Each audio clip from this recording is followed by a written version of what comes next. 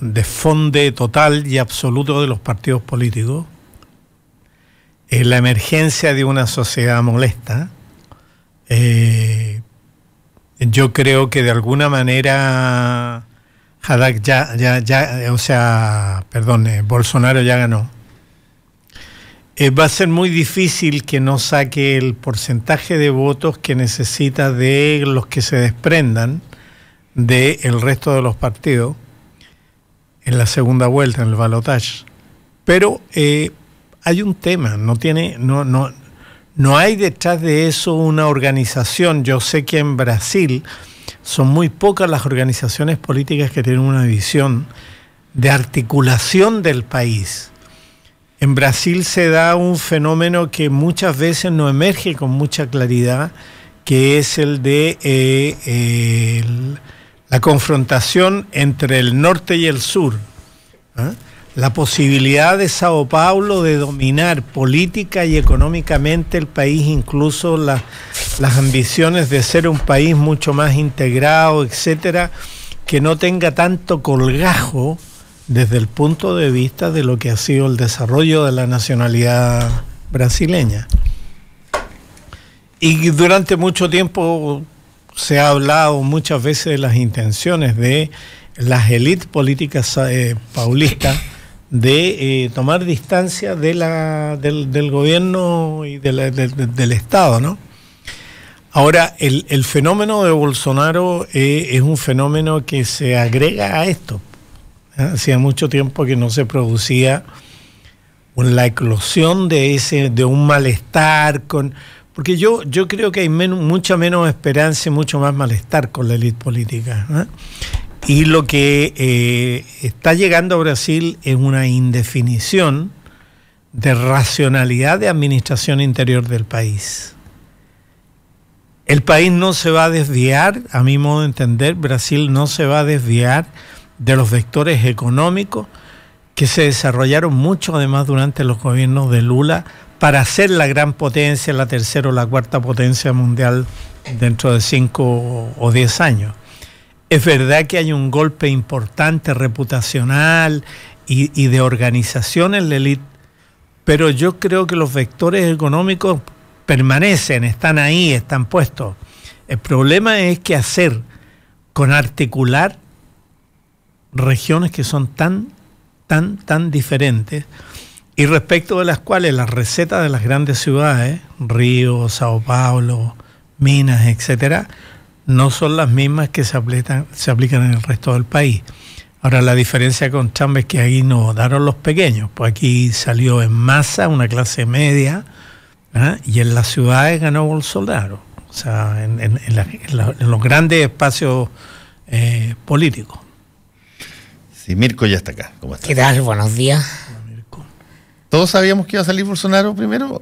Sí, pero nadie sabía que iba a estar a 4 puntos, o qué sé yo, 3, y algo más. Claro, no. Sí, incluso las encuestas se equivocaron en contra de Bolsonaro, más abajo, lo dieron un poco más abajo, pero todas también lo daban primero.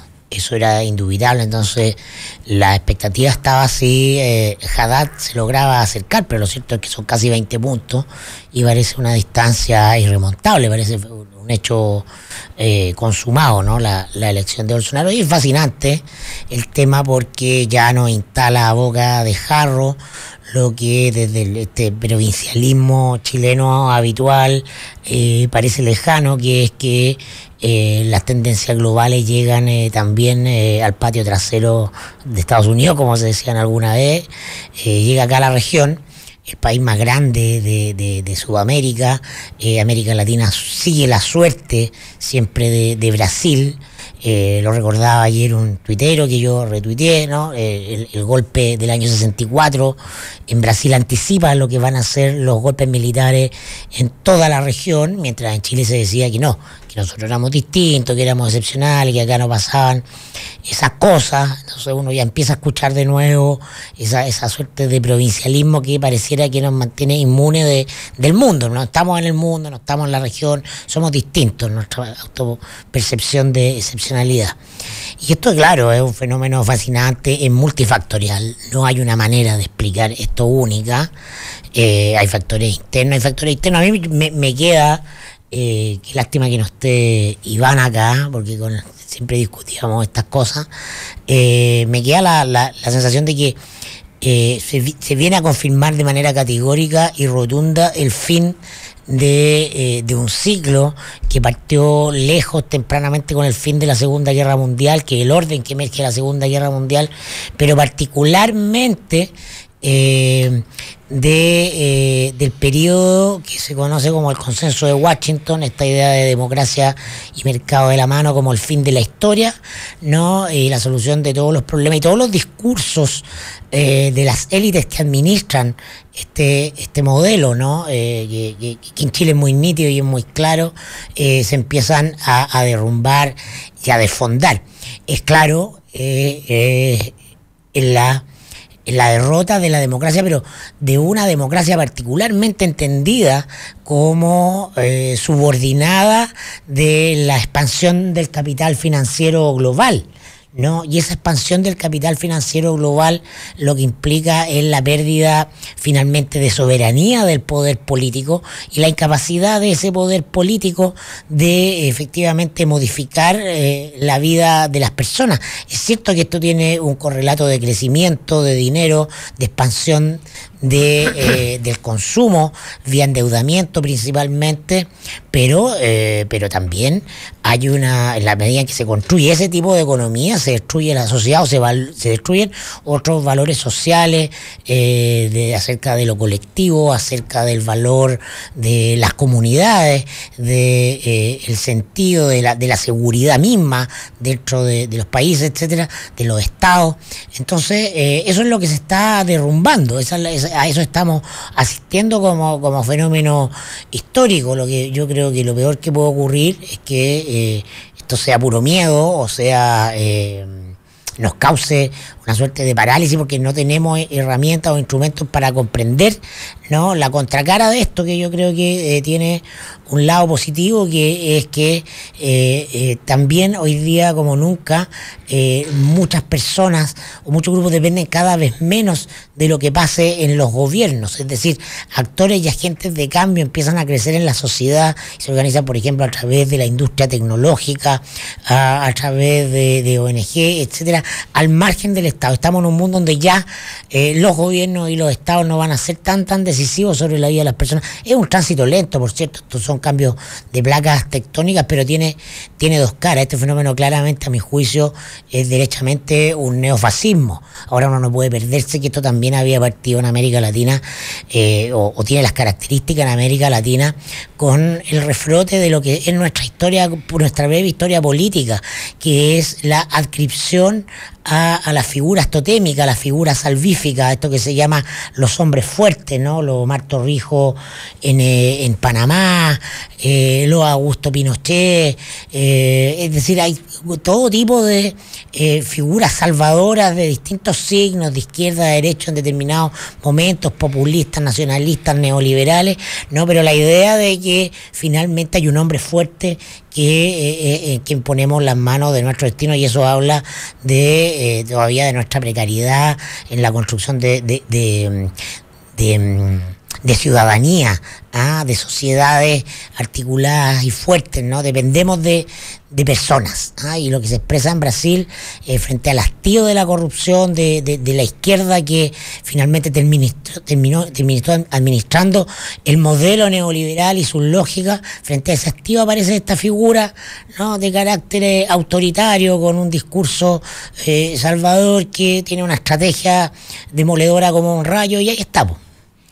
Mira, yo de verdad creo que conviene poner algunas cosas que son esenciales del comportamiento de los estados en general después de la Segunda Guerra Mundial. El orden de la Segunda Guerra Mundial en general tenía no solamente una visión de cómo organizar las finanzas internacionales, la libertad de comercio internacional, o los sistemas de desarrollo. No hay que olvidarse que uno de los pilares fundamentales fueron los bancos de desarrollo y fueron los programas de desarrollo para lograr levantar no solamente los devastados durante la guerra, sino de alguna manera integrar partes importantes del planeta, lo que se preveía ya como un sistema mucho más global.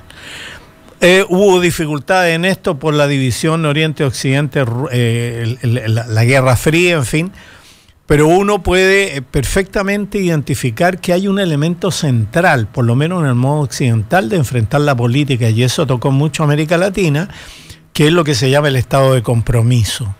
Es decir, la posibilidad, ¿no es cierto?, de ver el desarrollo económico con determinadas reformas políticas que permitían un funcionamiento de un Estado en forma.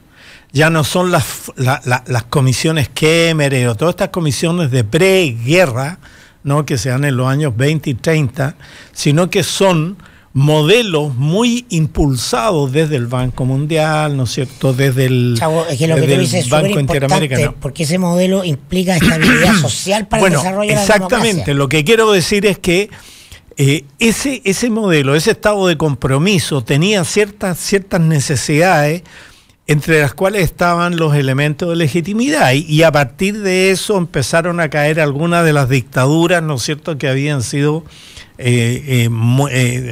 no sé, pues, habían sido el ejemplo de lo irracional en términos de la política, ¿no es cierto? El bestiario latinoamericano de los Trujillo y en fin, de eso, terminó finalmente siendo arrastrado por esto. Pero ¿qué es lo que ocurre? Brasil tiene una dimensión donde el estado de compromiso es más difícil que en cualquier otra parte. Eso sí, eso está claro. Ese estado de compromiso no llega de una manera simple. Y entonces el orden en el cual este estado de compromiso se ha dado en Brasil ha sido es del eje económico paulista.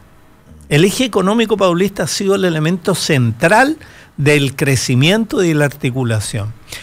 ¿Qué es lo que yo veo con Bolsonaro? Disculpa, con esto termino. ¿Qué es lo que yo veo con Bolsonaro? El problema es que Bolsonaro, para hacerse cargo de un estado tan complejo como el brasileño, son 26 regiones, más la capital, etcétera, va a necesitar algo de administración. Si es milico y ha sido un buen milico, sabe lo que son las organizaciones, cómo funciona la intendencia, cómo funciona el puchero, cómo funcionan las casas, los zapatos y los calcetines. Y entonces sabe perfectamente que necesita un principio de orden. Lo que nosotros hemos visto en Bolsonaro es un principio de rechazo. Sí. Pero con eso tú no organizáis ninguna cosa. Entonces, ¿quién le va a prestar el orden a Bolsonaro? ¿Con quién se va a aliar Bolsonaro? Alckmin, la gente de Sao Paulo, no sé, pero ahí hay una duda. Deja que introduzcamos también a otro panelista que lo teníamos para más tarde, pero puede ahora, Gonzalo Cordero. Gonzalo, ¿cómo estás tú? Muy bien, Fernando, buenos días. Bueno, Gonzalo, ¿qué tal? Hola, ¿qué tal? Hola, Gonzalo.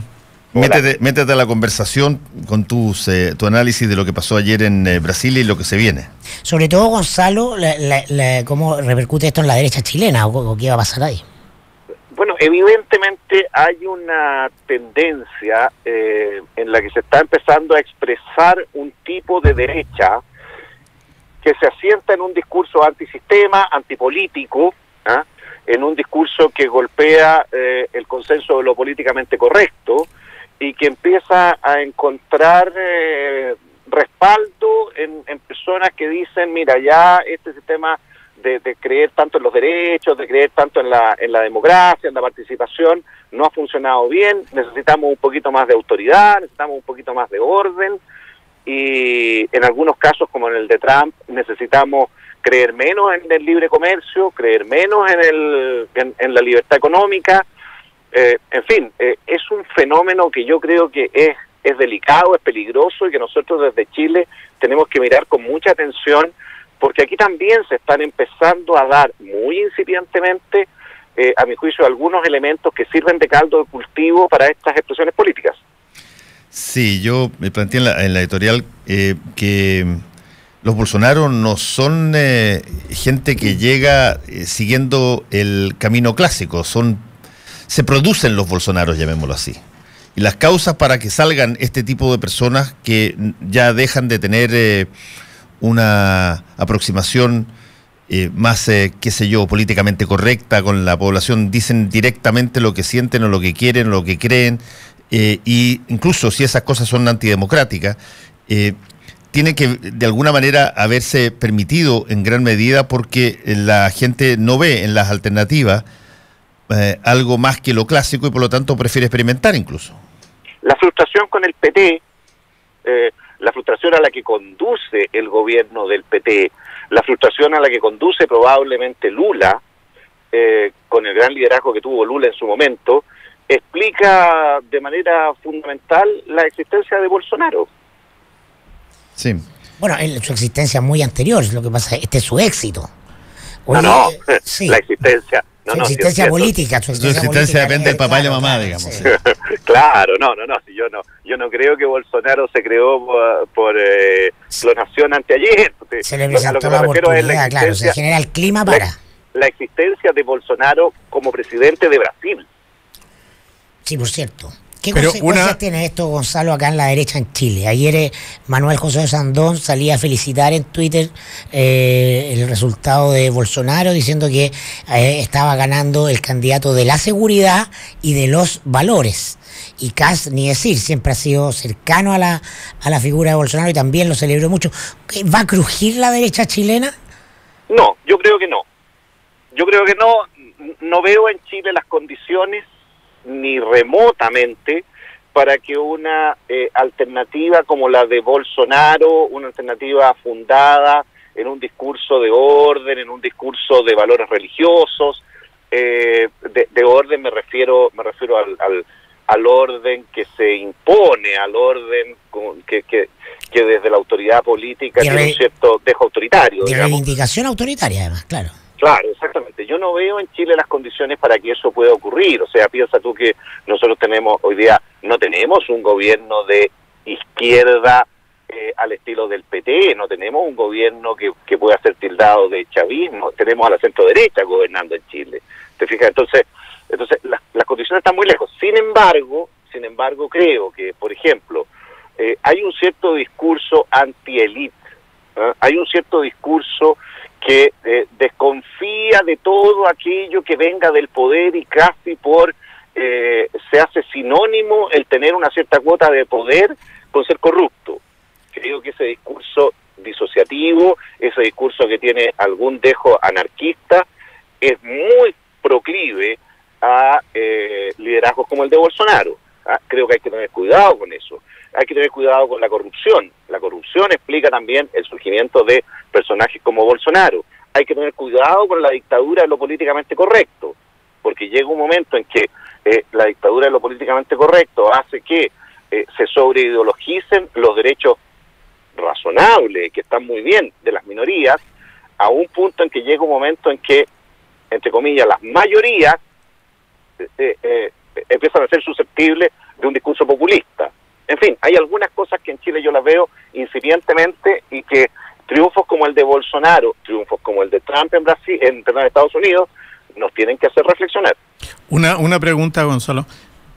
Santiago Escobar. Hola, Santiago. Hola.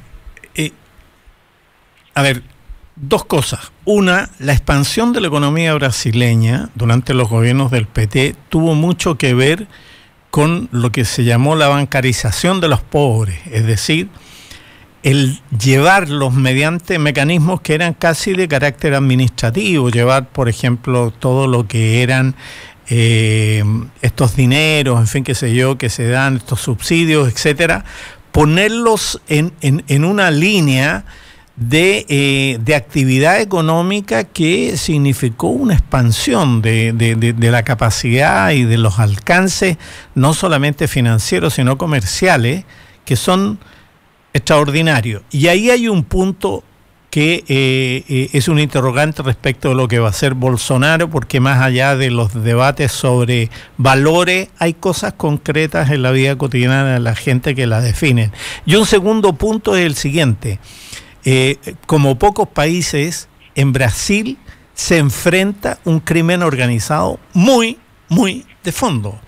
El primer comando de la capital, en la zona sur, con sede en Río de Janeiro, fue capaz de paralizar prácticamente la ciudad y someterla al terror durante el año 2006, en mayo, alrededor del 15, 14, 12 de mayo, y llegó a matar 147 personas. Los tipos fueron a las casas a buscar a policías, etcétera, y el primer comando de la capital, dirigido por el famoso Marcola, es un hecho, como lo es también el cartel Vermelho, que es el que domina toda la zona norte. Entre estos han estado en guerra, pero además son capaces de poner en cuestión al Estado mismo, es decir, de desafiar al Estado mismo y el orden que el Estado mismo puede promover.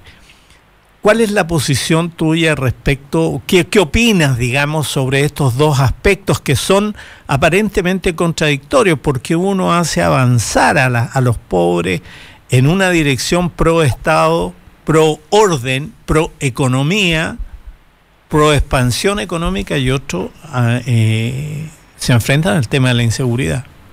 A ver, dos cosas. Yo creo que las señales que ha dado Bolsonaro en materia económica, a mí me parece que son correctas. La mejor expresión de ello es que a medida que se consolidaba Bolsonaro, la bolsa de comercio subía, ¿no? Y como yo soy un neoliberal, yo creo que cuando la bolsa sube, significa que la política se está orientando bien.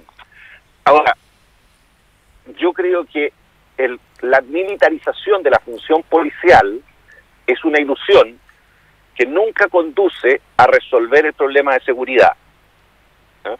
Y me temo que Bolsonaro pueda tomar en ese ámbito ese camino. O sea, más que me temo, creo que es un hecho que Bolsonaro va a tomar ese camino.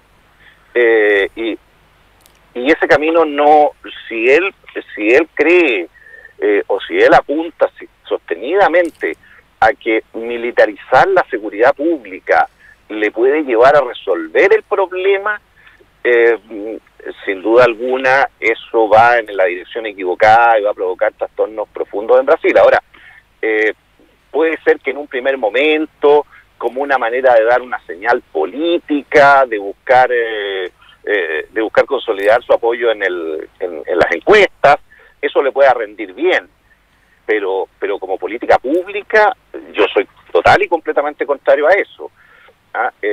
Y sin duda alguna el resultado de Bolsonaro, del gobierno de Bolsonaro, se va a medir mucho en lo que haga en materia de seguridad, porque él no va a tener Congreso. Entonces, más que poder hacer cambios que se perciban por la vía legislativa, tiene que hacerlo por la vía administrativa. Y la seguridad pública es algo que los gobiernos manejan o pueden manejar simplemente con las facultades de administración del Ejecutivo. Oye, es súper interesante lo que tú dices, Gonzalo, respecto de que tú asumes esto de que los movimientos positivos o expansivos de la bolsa son siempre virtuosos. Porque eso, a mi juicio, instala una conversación interesante sobre el sentido de la responsabilidad política de los capitales. O sea, es decir, los capitales se mueven sin sentido de responsabilidad política o porque ayer Daniel Matamala recordaba que al día siguiente del triunfo del no, el año 88, cayó estrepitosamente la bolsa de Santiago. Es decir, los mercados no se desvelan por los regímenes autoritarios o filo neofascista o ese tipo de consideraciones sociales, más allá de su estricta ganancia en el corto plazo. Mira, hay un dicho que yo creo que es muy cierto: no hay nada más cobarde que $1.000.000. Arranca a la primera amenaza. Entonces, efectivamente, el capital se mueve sin consideraciones ideológicas, creo yo. El año 88, cuando ganó el no, lo que sucedió probablemente en la bolsa fue la expresión de creer que lo que la campaña del no, o mejor dicho, perdón, lo que los políticos que sostenían la campaña del no venían afirmando sistemáticamente, una vez que ganaran lo iban a hacer, que ganaran el gobierno, iban a hacer aquello que decían que había que hacer, que hacía años venían diciendo que había que hacer. Lo que pasó en Chile fue esta cosa que yo considero tan virtuosa también, y que hoy día mucha gente considera que no, y es que cuando llegó la Concertación al gobierno, lejos de hacer todo aquello que era de suponer que iba a hacer su programa de gobierno, fue algo muy distinto y fue algo de continuidad y en mucha medida de profundización del modelo de desarrollo que Chile tenía. Entonces, claro, la señal en el momento fue captada equivocadamente por el mercado, pero rápidamente después, cuando el mercado percibió que el gobierno del presidente Aylwin era un gobierno que daba estabilidad al modelo de desarrollo, eso se revirtió muy rápido. Sí. Lo que también es concomitante con todo lo que estamos hablando es un poquitito darse cuenta de que también hay, cuando se producen ciertas zonas de, llamémoslo así, mayor tranquilidad, después de haber pasado por dictaduras muy grandes, se empieza a producir también una suerte de desidia respecto de los mecanismos para poder generar la política. Es decir, que haya encuestas en Chile que digan que un porcentaje altísimo le da lo mismo si es que hay democracia o dictadura, no deja de ser preocupante, no en el sentido necesariamente de que vaya a llegar un Hitler, que también fue elegido a propósito, o un Bolsonaro, sino que no haya una suerte de conciencia en términos del votante de que puede estar en riesgo algo que finalmente termina siendo ese tipo de votantes los principales víctimas. Sí, por cierto, o sea, eso es, no hay duda alguna que la valoración del Estado Democrático de Derecho es algo muy importante. Ahora, yo tiendo a ser optimista. Yo creo que en Chile, cuando en términos concretos la gente ve que los pilares fundamentales de nuestro modelo de sociedad se pueden ver amenazados, reacciona políticamente. Y digo pilares fundamentales, eso significa la organización democrática, digamos, el modelo de desarrollo, en fin, las libertades individuales. Yo creo que eso en Chile todavía, a pesar de que no se exprese en los momentos de normalidad, mucha preocupación por ello, frente a cualquier atisbo de amenaza, yo creo que la gente en Chile valora lo que tenemos. Fernando, perdón, Gonzalo, perdón. Alan Joxe dice que los golpes de Estado se producen en ciclos de 40 años en América Latina y que Chile no escapa de esa realidad. ¿Qué opinas tú? Yo creo que si uno mira la historia de Chile, efectivamente hay un cierto ritmo, digamos, en el cual se producen las crisis institucionales. Pero vuelvo a mi optimismo. Yo creo que el Chile de hoy es un país que ha logrado un nivel de desarrollo que le hace estar mucho mejor preparado que nunca antes en su historia para sostener el régimen democrático, digamos, del Estado Democrático de Derecho. Y en ese sentido creo que podemos aspirar a romper esa regla. Bueno, queremos agradecer a Gonzalo Cordero por este contacto con Combinación Clave. Que te vaya muy bien, Gonzalo. Gracias. Muchas gracias a ustedes. Gracias, Gonzalo. Gracias. Chao. Chao. Volvemos. Justo al mediodía, de lunes a viernes, Cónclave Deportivo. Entregamos fútbol primero que todos. Pero fíjate los grandes equipos de Chile en la historia, ¿ya? Y ahí es donde yo creo que nos hemos farreado un montón el tema de la identidad. Los centrales del Mundial del 62. El equipo que mejor jugó en la historia del fútbol chileno. Tercero del mundo. Chico Peñalillo, Pancho Aguiluz, Manegrán, Chamagol González, Flaco Larra y Marcelo Muñoz te hablan de fútbol en Cónclave Deportivo. ¿Qué es más importante? El sistema, los jugadores, la forma, la adaptación.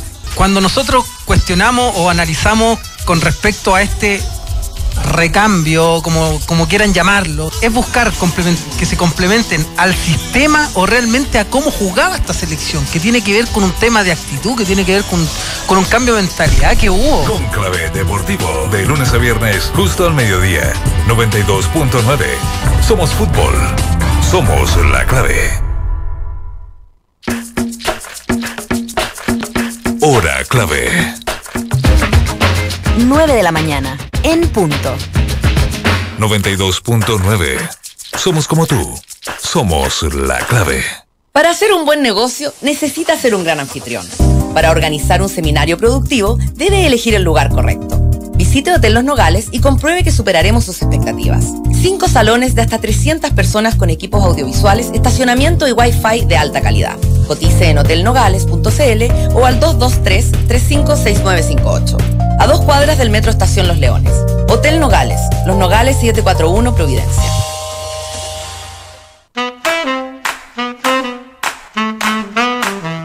Los que sabemos de café, conocemos el secreto. Hace más de 75 años que en Cabrales buscamos en las plantaciones los mejores granos para darte el mejor café como a vos te gusta. Tostado por manos expertas, de exquisito aroma y sabor y en todas las variedades. Cabrales es ideal para disfrutar en todo momento y lugar. Cabrales significa buen café. Encuéntranos en los mejores hoteles, restaurantes, cafeterías y supermercados del país. Pedí una demostración en cafecabrales.cl y descubrí por qué somos el café número 1 de la Argentina. Cabrales, dedicados al café.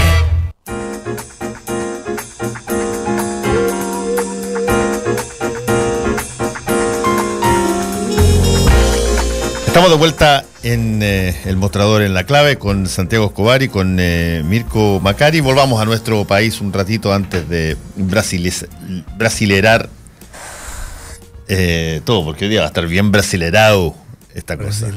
Pues le fue mal a Romario. Sí, pues no pudo ser senador como quería, ¿no? No. Y a Dilma. 15% de voto. Sí, a Dilma le fue pero espantoso. Fue arrastrada por el mecanismo. Claro. Si no han visto la película, la serie todavía hay que ver. A propósito, antes de entrar a otro tema en nuestra sección recomendaciones de Netflix, sí. Muy pertinente para lo que hablaba Chavo sobre el debilitamiento del Estado compromiso y el ciclo neoliberal que en el mundo empieza a llegar a su fin, que era democracia y liberalismo. Ya lo recomendaba antes, pero el documental El fin del sueño americano de Chomsky. Sí. Ahí está, clarito, bien explicado, perspectiva histórica, con números. Y si es que quieren ver algo duro, hay que estar preparados, sí, porque es duro, es fuerte, pero está tan bien hecho que en realidad creo que amerita verlo. Es El Marginal, que es otra serie argentina en Netflix, pero esta toda funciona al interior de un penal, donde, para plantear la cosa así rápida del guión, un tipo ex policía se tiene que meter al penal haciéndose pasar por reo para averiguar cómo puede ser que dentro de ese penal hayan tomado las decisiones de secuestrar a la hija de un juez. Bueno, pero todo esto... Y la tengan adentro del penal. Bueno, yo no quería adelantar tanto, pero el hecho es que tú ves una subcultura, una microcultura de desesperación, cuando las cosas ya están total y absolutamente desatadas, no hay impudicia, nadie se disimula. Dentro de los penales todo se sabe y todo es abierto. Y es realmente bien interesante la obra, El Marginal. El Marginal está en segunda temporada. Que viene la segunda temporada como una precuela de la anterior. Sí. Y lo que yo digo es que, bueno, demuestra que la calle y en general los temas de seguridad y de control de seguridad, la calle o la cárcel son siempre productos de acuerdo, la administración. Y uno de los grandes temas que tienen los que construyen cárceles es saber cómo hacer una cárcel que no sea solamente control perimetral, sino que pueda efectivamente hacer lo que la ley dice que debiera hacer, que es rehabilitar. Ahí no se rehabilita a nadie. Eso guarda gente nomás. Eso guarda gente y estos se organizan internamente. Y unos explotan a otros, en fin, qué sé yo. Es un universo de explotación que escala. Claro, y como tú ya estás adentro, y muchos de los malos tienen, sentencia de, varios años, lo que tú hagas adentro es algo menor. es algo que no tienen para nada la lógica de la mismo comportamiento afuera, y por lo tanto es bien interesante verlo, porque tú ves personas ya abiertamente con posiciones desatadas. Aquí no existe mucho la hipocresía del tipo que se guarece o el que pam pam vino, y por lo tanto veamos un mundo donde no hay eufemismo. Las negociaciones del alcaide con el capo mafia. Capo mafia son extraordinarias. Así que me comprometo a tomarla, a empezar esta semana. Ya te gustó. Yo sé que te iba a gustar. Sé que te iba a gustar. La primera temporada son 10 y la segunda son 8. Sí. Yo ya me la mamé completa. Sí. Yo estoy terminando la primera temporada. Así que, oye, bueno, fue el 5 de octubre, hubo todo lo que hubo, manifestación. Yo creo que lo más lejos, lo más novedoso de este 5 de octubre de hoy fue que el presidente Piñera quisiera instalar el 5 de octubre como una cosa que abarca a todos como ganadores, incluyendo los que perdieron esa elección. ¿Y le resultó? No. No le resultó. Es que no le resultó, claro. No resultó en gran medida porque se la boicoteó muy rápidamente la presidenta de la UDI con su frase de si que se volviera a dar la elección yo volvería a votar que sí. Y ahí ya... pero mira, ya no fue, pero mira, yo no sé, yo tengo un mal sabor sobre el 5, básicamente por los olvidos. Mirko habló algo de eso el otro día, y tú también fuiste muy enfático en eso. Yo el día del 5 venía de muy lejos, venía de Ecuador, llegué 2 días antes, me dijeron, ¿dónde quería ir como abogado? Donde me manden. Cerro Navia. Y yo me hice cargo, con otros abogados que habían ahí, de ir a Cerro Navia. No llegó ninguno. Llegué yo solo a hacerme cargo y estuve en la escuela donde estaban las 25 primeras mesas. Primero nos cerraron todos los locales de Cerro Navia, todos, los clausuraron todos, por lo tanto el sistema de recuento no tenía para dónde ir. No habían celulares en esa época. Los dueños de la sede electoral donde estábamos era Avanzada Nacional. Todos tipos de Avanzada Nacional, los amigos de Pancho Vidal. Todos parecidos a Pancho Vidal, además ahí están igual, la misma. Seguramente escuela militar de por medio.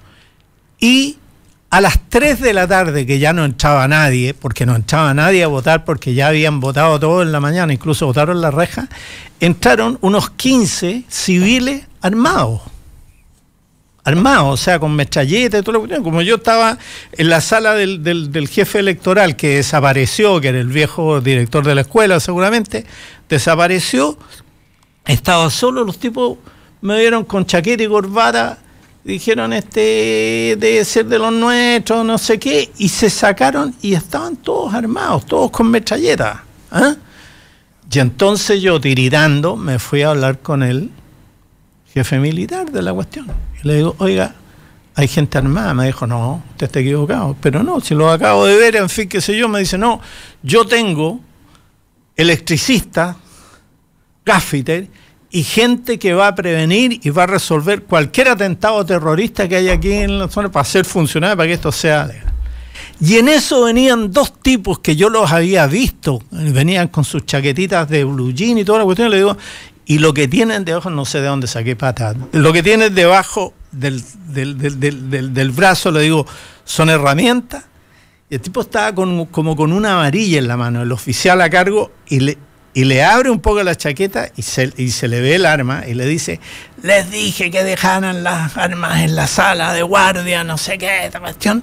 Y se dio media vuelta y se fue. Media hora después me buscó él a mí y me dijo, mire, yo soy el jefe militar de esta cuestión, aquí no va a pasar nada, esta es gente que me mandaron de la municipalidad y yo tuve que aceptarla, pero yo le garantizo a usted que no va a pasar nada. No teníamos ninguna garantía de nada, yo no sabía qué es lo que iba a pasar, o sea, habían tipos que estaban armados y que no se fueron, que se fueron al final, y cuando empezaron los recuentos, nadie entraba, porque eran las fuerzas especiales las que nos cuidaban, no entraba nadie. Era una cosa increíble. Yo tenía puros cabros chicos, el cabro de 18, 19 años, eran todos jóvenes, y me acuerdo que me fueron a preguntar si se podían comer los sándwiches que habían dejado botados, unos canastos de sándwich, manzanas y bebidas que habían dejado botados los de Avanzada Nacional, que llegaban trayéndole comida a la gente, bueno, de ellos, por supuesto. Entonces yo te digo una cosa, o sea, como yo lo vi, cómo salí de Cerro Navia a las 12 de la noche, no apareció más el director electoral, era un despelote. Y cómo salí con mi mamá más que me cogotearan.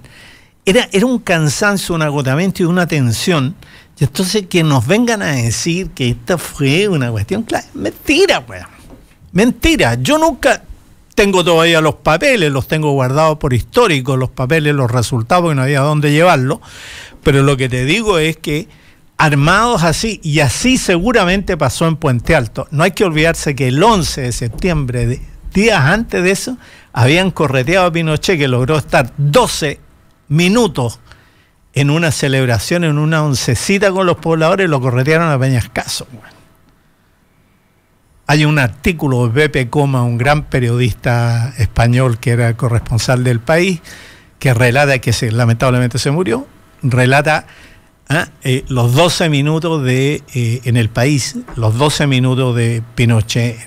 Entonces yo te digo, claro, se habla de la cosa de arriba, hablamos con fuimos a hablar, estábamos en el hotel esperando. Yo digo una cosa, mira, la gran gesta de ese día es esa gente que fue con miedo a votar, sí, que fue con miedo a votar, que ustedes lo han dicho, y que yo creo que hay que decirlo una vez más, ¿me entendés? Porque esa gente está agotada psicológicamente, es decir, fue el último esfuerzo.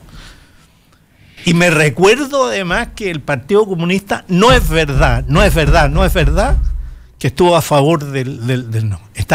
Estaban preparándose, según ellos, para cualquier cosa, el desconocimiento del triunfo.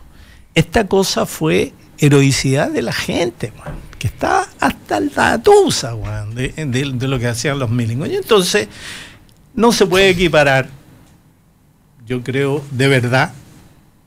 Es primera vez que cuento así públicamente esta anécdota, pero la cosa es comprobable, ahí está la gente. Los oficiales, los suboficiales se vestían, los milicos se vestían de civil y después se iban a las mesas a anotar. No, sí, fue por lo menos lo que yo puedo decir. Cerro Navia. Y aún así se ganó. Y aún así se ganó. Porque la cosa era, los tipos se fueron, ¿sabes cuándo? Cuando se dieron cuenta que ganaban en las primeras mesas por 1 o 2 votos, donde estaban los pagos, estaban los carabineros inscritos, los municipales, toda la cuestión, y en las mesas 20, 25, 80%, 90% a favor del no, en ese momento dejaron todo votado y se mandaron a cambiar. Nos dejaron ahí, algunos nos conocíamos. Un demócrata cristiano que era el tipo que yo tenía de interlocutor, nadie más de interlocutor. Cuando pasó una comisión en la mañana como a las 12, sacando fotos, dijeron ¿quién es el delegado del no? Y yo levanté tímidamente la mano y me sacaron una foto, dije por lo menos si aquí algo pasa. Algo pasa. Claro, si ya no llego a la casa, ya va a haber una foto ahí. Porque de verdad era la sensación, Fernando. En Cerro Navia, por lo menos, esa es la sensación que yo viví. La gente que estuvo ahí, que ahora ya es gente mayor, se tiene que acordar. ¿Cómo fue? No, pero sí, yo creo que hay montones de historias de lo que fue ese día y que redundan en una votación asombrosa, digamos, donde las encuestas, ni hablar, en esa época las encuestas eran solamente administradas qué sé yo, oficialmente, las más importantes, y la cosa era tan, no sé si reñida es la palabra, porque había tanto desazón que cuando Cardemil da el primer cómputo y dice que va ganando el sí, fíjate que la reacción no es tan virulenta como uno hubiese esperado. Yo estaba en el Diego Portales en ese momento. Y la reacción que había era que no. No era porque se pensaba en que venía el fraude, que esto era natural, que iba a ser más parecido a la consulta del 80. Y no, y de repente se empieza a dilatar la segunda entrega y la segunda entrega empieza a dilatarse y empiezan a salir las voces por fuera y todo, y ahí queda la crema. Bueno, yo creo que más que lo que pasó ese día o no pasó ese día, lo interesante es como ver por qué necesitábamos conmemorar los 30 años, o quiénes necesitaban conmemorar los 30 años Exacto. del plebiscito. No, Piñera lo necesitaba porque a él le queda muy bien el traje. Le gusta vestirse de Elwin, entonces el traje es perfecto para vestirse de Elwin, aunque sea una falsificación histórica como lo mencionó Carlos Peña en su columna, pero también tiene que ver con un pequeño grupo, una élite liberal, ilustrada, la gente que está en los medios de comunicación, básicamente quienes tienen memoria histórica de ese proceso, porque hace mucho rato que no hay un episodio emotivo en política. No se juega nada relevante en política o nada que te comprometa emocionalmente. Nadie brinda salvo los comandos para las elecciones, ¿no? Hay descreimiento. Y eso también te habla del estado de ánimo del país. Yo no te puedo decir, no, es que es toda una operación por un legado histórico. Hay intentos de... Y qué bueno que se acabó, porque había una impostura, me sonaba como a muy poco... tenía muy poco correlato con el país real, todo este clima que se generó 2 o 3 semanas antes, ¿no?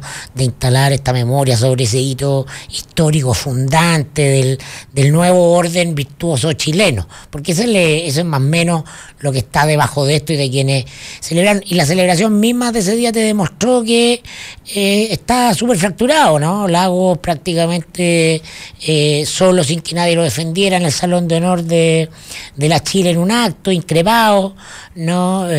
Piñera en una pose con diputados jóvenes y algunos de sus ministros ahí, pero sin la presidenta de la UDI, sin ninguna figura histórica del sector ahí con sus banderitas, ¿no? Fue bien triste finalmente la celebración, y esto tiene que ver con que básicamente los medios de comunicación quisimos hacer un hito. Digo quisimos porque uno es parte del juego de los medios, pero no.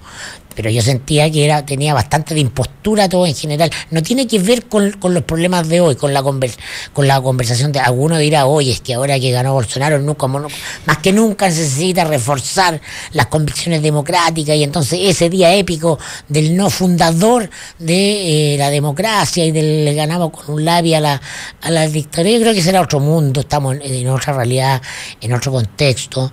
Yo traté de hacer el punto, creo que sin éxito, obviamente, porque es difícil de comprender de que la dictadura chilena tiene otra particularidad, que uno es la figura que es excepcional respecto de todo el resto de las dictaduras, que una cosa es la figura del dictador, que es derrotada el día del plebiscito, y otra es la institucionalidad de la dictadura, que perdura y que ese día sale beatificada. Cuando se decide ir a votar no, lo que se consagra o lo que gana es la vertiente institucional de la dictadura, y esa dicotomía no se comprende a nivel masivo. No es posible instalar esa conversación. Cada vez estamos con audiencias más lejanas o refractarias de las complejidades, y ese también es parte, por ejemplo, es provocador, pero yo siento que es parte de lo que está pendiente, porque el problema no es Bolsonaro, es quienes votan a Bolsonaro.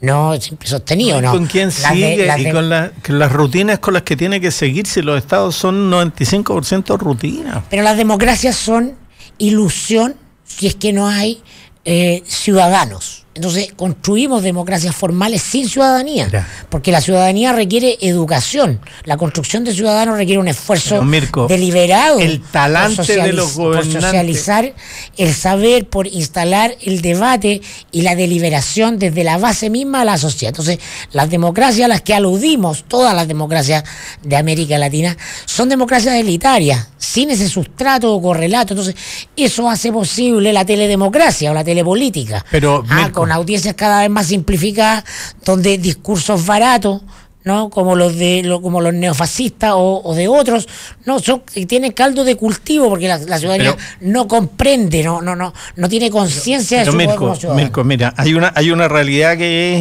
innegable. O sea, tú te haces cargo del gobierno y te haces cargo de un montón de cosas, y la elasticidad del cambio es mínima, es prácticamente inexistente. Y entonces el talante del gobernante o del gobierno es un elemento central para cargar de significado esas mismas instituciones. Exactamente. Y eso empieza a pasar. Hay un hecho comunicacional que de alguna manera te pasa la cuenta. Tú haces campaña desde lo absoluto y gobiernas desde lo mínimo posible. Toda tu campaña te plantea ideas de cambio en su fase de término. Vas a estar mejor, vas a subir tu sueldo, vas a tener vas, qué sé yo, a tener tu auto, vas a tener, qué sé yo. Educación gratis. Educación gratuita o que se... Nueva constitución. Lo que se vende, y porque quizás de otra manera no podría ser así, es el producto final. Y el proceso intermedio, que es lento, engorroso, con una inercia, como decías tú, Chago, enorme, para tratar de conseguir un aumento de, qué sé yo, decimales en el salario mínimo, es una guerra completa y que de repente no se logra. Y además todo esto sacudido por eventos que tú no controlas, que vienen desde el exterior. Esa marcha, en algún momento dado, cuando es repetida una y otra vez, te cansa. La posibilidad de la oferta extraordinaria que Fernando, te da. Pero yo estoy muy de acuerdo, pero fíjate, en las circunstancias de agotamiento psicosocial que se encontraba Chile, o que se encuentra hoy día Panamá, Venezuela, por ejemplo, sí. El cambio gubernamental implica, tú lo has dicho aquí, lo dijiste la semana pasada varias veces, implica inmediatamente, el día después, implica una percepción que tú puedes decir, bueno, esto es humo, no ha cambiado absolutamente nada, son los mismos procedimientos, son los mismos jueces, son los mismos policías, son los mismos...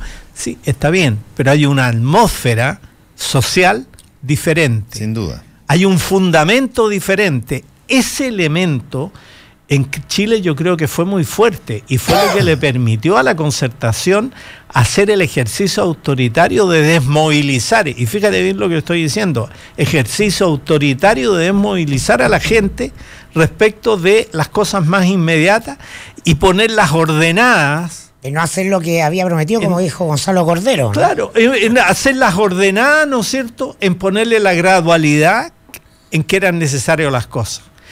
Y se ha dicho de una manera descarnada en muchos libros. Yo siempre cito a Benninger porque creo que es uno de los genios de esta cosa. Y Benninger decía, habían cosas que se podían hacer y se plantaron en los primeros 6 meses de gobierno.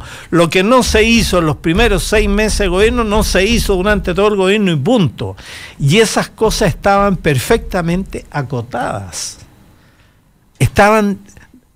No había espacio. Echaron...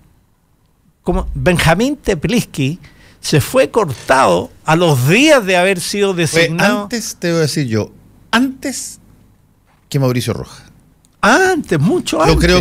Yo creo que tuvo... Y eso fue una pataleta de René Cortázar, que era su ministro superior, porque Tepliski había dicho algo de que se iba a discutir las reformas a la previsión.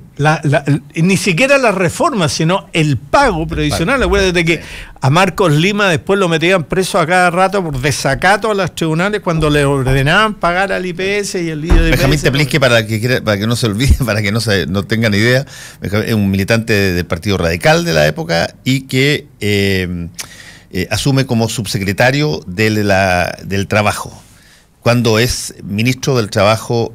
No, era subsecretario de Previsión Social. De Previsión Social, cuando es ministro del Trabajo René Cortázar. A propósito de líderes del no y la concertación, yo creo que hoy día no lo he escuchado desde anoche hasta hoy, no había ningún punto sobre los firmantes de la Carta chilenos de apoyo a Lula, ¿no? Es decir, ¿qué opinan ahora, después de este resultado? Tienen la coartada perfecta. Dijeron, nosotros queríamos que fuera Lula. Pues, si Lula hubiese sido, esto no hubiese pasado. Claro, tienen la coartada perfecta. Para eso justamente... Yo creo que un mínimo de autocrítica. Justamente lo que causa esto son los cortos plazos. ¿no? Es decir, lo que hace que la gente se vuelque en masa a Bolsonaro es la rabia que hay con la corrupción y con el PT. Y esa la simboliza y la encarna Lula. Entonces es mucho más irritante, mucho más controvertido, es mucho más seguir defendiendo lo indefendible, creo yo. Creo que de qué manera la izquierda ha contribuido a la elección de Bolsonaro. Porque lo fácil es que nosotros votamos siempre por el contrario, por el otro. ¿no? Es decir, de qué manera generaste el clima para que la ciudadanía considerara que los gobiernos del PT eso fue más o menos como ciclo ha sido relativamente virtuosos, pero en la práctica terminan desencantando. Po. Ese fue más o menos el traicionando la promesa. El sentido de la editorial hoy día, en el sentido de que los bolsonaros se producen. Los bolsonaros no son personas que estén en la lógica de determinadas cosas. Pasan, los Trump pasan, producen, se fabrican. ¿De qué manera la izquierda bien pensante también es responsable de eso? Porque cuando aparecen estos personajes y son noticias, ponen cara de asco, po. Todo el mainstream liberal, progre, pone cara de, pero oye, parece que algo está mal, pero no está la autocrítica nunca. Nunca la autocrítica sobre qué es lo que hemos hecho. Claro, recibe plata de Sokimich, róbate Codelco, instala a todos tus amigos en el Estado. Y va a pasar. Claro, pone a tu hijo a cargo de relaciones socioculturales La Moneda, y mándate la cagadita a cabal. Claro, bueno, eso, súmale a eso 10 o 12 cosas más. No, nosotros somos demócratas. Y el resultado, la suma de eso se llama Bolsonaro. Sí, po. Lógico. Sí, por eso te digo, oye, pero, y justamente en la campaña brasileña, Carlito Dominame armó su boliche, pasando a recolectar firmas para ir a mostrársela al PT. Y mira, ¿qué opinará Gabriel Boric de haber firmado la carta de Lula ahora? Pero te digo que tiene la cuarta perfecta. No, bueno, pero eso es ilógico. Yo creo que hay un tema en la corrupción brasileña. No es equitativa. Las corrupciones tienen que ser transversales. Como en Chile. Para que se dure 5 años, se pase un fiscal y se vaya y le deje al sucesor, no sé qué, indicado cómo se va a licuar todo el asunto.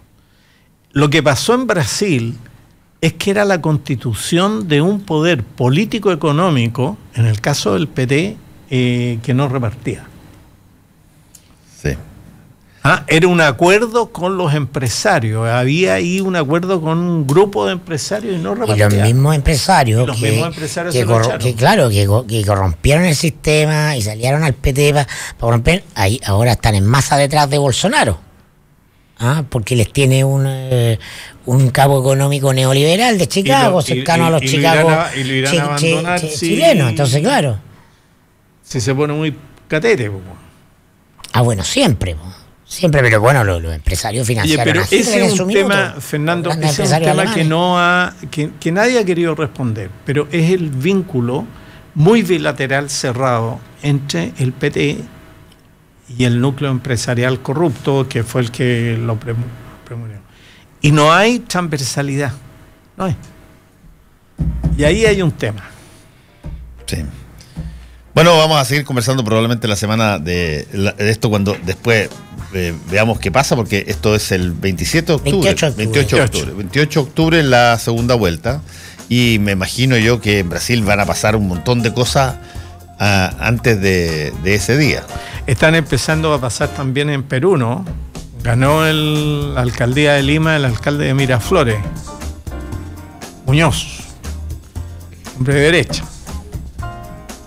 Empiezan a pasar cosas también homofóbico, machista. No, sí, eso es una cosa que yo creo que está como tendencia. Estamos rodeados. El hecho que tú diste el pie para que se abriera una puerta que tú creías que estaba cerrada. No. Si las cosas se hacen mal, las puertas se abren fácil. Gracias, Mirko, y gracias, Chago. Volvemos. Gracias a ti, Fernando, por la paciencia cuando nos agarramos. Actualidad con ojo crítico, información desde distintos puntos de vista y discusión bien informada. Fue El Mostrador en la Clave, con el equipo del Mostrador y Combinación Clave.